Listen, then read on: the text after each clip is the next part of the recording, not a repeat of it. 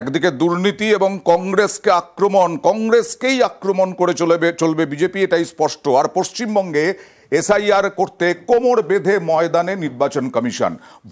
Voter তালিকা mapping এর কাজ শেষ। 2002 সালের ভোটার তালিকায় যাদের নাম ছিল তাদের নাম কি এবার ভোটার তালিকায় রয়েছে, থাকলে কতজনের নাম রয়েছে, কতজনের বাদ গেছে, এসবই মিলিয়ে দেখা হয়েছে।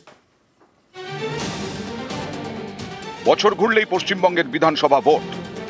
তার আগে রাজ্যের ভোটার তালিকার বিশেষ নিবিড় সংশোধন অর্থাৎ এসআইআর করতে চলেছে নির্বাচন কমিশন। তার আগে শেষ করা হলো ভোটার তালিকা ম্যাপিং এর কাজ। পশ্চিমবঙ্গে শেষবার এসআইআর হয় 2002-এ।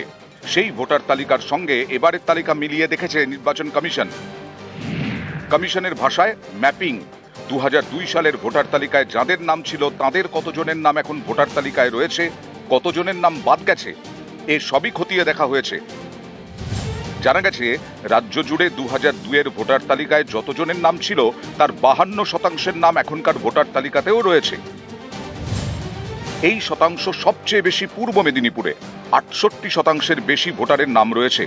পশ্চিম মেদিনীপুরে 65.69%, পুরুলিয়ায় 63% সামান্য বেশি, পূর্ব বর্ধমানে 61.56%, বাঁকুড়ায় 60%, বীরভূমে 55%, মুর্শিদাবাদে 52-এর বেশি, নদিয়ায় 52%, ঝাড়গ্রামে 52%, দক্ষিণ 24 পরগনায় 50%, উত্তর 24 পরগনায় 42%।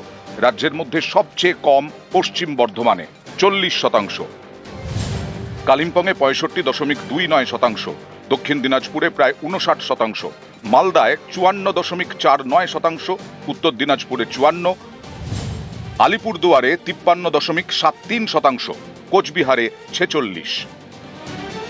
রাজ্যের মুখ্য নির্বাচনী আধিকারিক মনোজ কুমার আগরওয়াল জানিয়েছেন, দুটি জেলা বাদে বাকি জেলায় ভোটার তালিকা ম্যাপিং এবং ডেটা এন্ট্রির কাজ হয়ে গেছে।